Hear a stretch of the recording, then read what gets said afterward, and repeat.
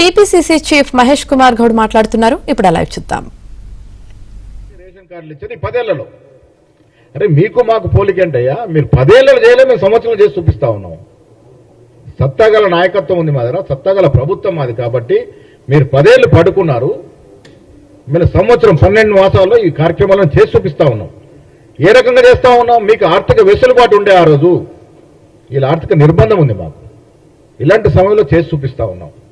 ఇంకా మీరు మాట్లాడితే వాళ్ళు అనుకుంటారు ఇంకా పగటికల్లుగా అంటా ఉన్నారు. ఇంకా కేసీఆర్ కేటీఆర్ ఇంకా మాకు రాజకీయ మనగుంటుంది. నేను చాలా సందర్భంగా చెప్పాను, వచ్చే ఎన్నికల నాటికి రాజకీయ ముఖ చిత్రంలో బీఆర్ఎస్ పార్టీ ఉండదు, ఉండదు కాక ఉండదు.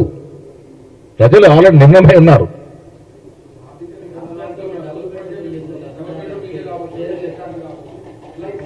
అదే ప్రయత్నం, ఆ గొప్పతనం మాది. అందుకే మేము గొప్ప వాళ్ళం ఎందుకు చెప్పుకుంటా ఉన్నాం? ఇంత నిర్బంధం ఉన్నా దాన్ని ఛేదిస్తా ఉన్నాం. ఆయనకున్న వెసులుబాటు మాకు లేదు. అప్పు చేసిపోయినాడు. అవును, ఎవరితో ఉంటుంది, రేపు ఇంకో కొత్త పార్టీ వస్తుందో ఎవరితో ఉండదు ఉంటుంది. బట్ బీఆర్ఎస్ మాత్రం ఉండదు. రాజకీయ ముఖంలో 4 ముక్కలు అవుతుంది. బీఆర్ఎస్ పార్టీ 4 ముక్కలు అవుతుంది. మెజారిటీ వస్తే అందులో ఏదో ఒక నాయకుడు వస్తాడు. నేను చాలా సందర్భాల్లో చెప్పాను, రేపు బీఆర్ఎస్ పార్టీలో ఇవాళ కూడా చెప్తా ఉన్నాను, తండ్రి కొడుకులు తప్ప అంటే మీకు అర్థమైంది, ఇంకెవ్వరు మిగలరు. చూద్దాం, అడుగులు ఎట్టేస్తారో చూద్దాం. ఎవరు ఎట్టిపోతారనేది భవిష్యత్ తెలుస్తుంది. ఇప్పటి వరకు ఎవరిని ఆహ్వానించలే. సమయం వచ్చినప్పుడు ఆలోచిస్తాము.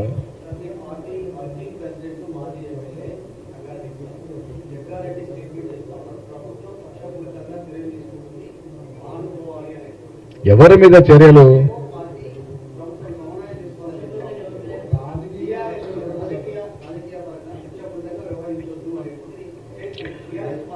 జగ్గారెడ్డి గారు ఏం మాట్లాడినా తెలియదు, కానీ నాకు తెలిసి 12 మాసాల్లో ఎవరి మీద కూడా రాజకీయ కక్ష సాధింపు జరగలే. మేము 10 ఏళ్లలో అనుభవించిన గృహ నిర్బంధాలు ఇవాళ లేవు. మేము ధర్నా చౌక్ ఎత్తివేయలే.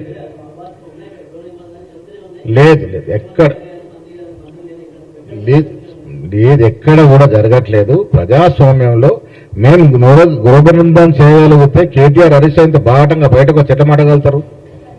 ఇది కాంగ్రెస్ ప్రభుత్వం ఇస్తున్న స్వేచ్ఛ కదా. కవిత కానీ కేటీఆర్ కానీ హరీష్ రావు ఇంత బాటంగా ప్రజల్లోకి వెళ్ళి ఎందుకు మాట్లాడగలుగుతున్నారు? ప్రజలు రెచ్చగొట్టగలుగుతున్నారు. మేము ఇచ్చిన స్వేచ్ఛనే కదా, మా ప్రభుత్వం ఇచ్చిన స్వేచ్ఛనే కదా. ఎవరి మీద కక్షాదింపు లేవు. కానీ ఒకటి, తప్పు చేస్తే ఎవరు శిక్ష పడుకుని తప్పించుకోలేరు. అది మనం చూస్తూ ఉన్నాం. చట్టరీత్యా పనులు జరుగుతూ ఉన్నాయి.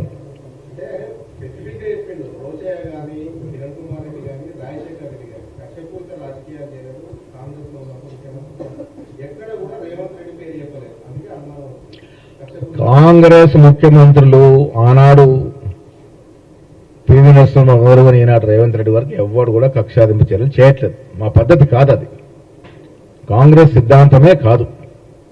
కాకపోతే ప్రజలు ఏవైతే ఆకాంక్షలతో ఆశలతో ఈ రాష్ట్రం దోపిడీకి గురైంది కాబట్టి ఆ దోపిడీకి గురి చేసినటువంటి దొంగల్ని మీరు శిక్షించాలని ప్రజలు కోరుకుంటా ఉన్నారు. ఆ దశగా ప్రజాస్వామ్య పద్ధతిలో లీగల్ పరివ్యూలో చర్యలు జరుగుతూ ఉంటాయి. ఇంకా కన్ఫర్మ్ కాలేదు. మోస్ట్లీ ఫిబ్రవరి మాసంలో ఉంటుంది. ఏం ఉండవు, ఇదంతా టెంపరీ నడుస్తుంది. ప్రజలు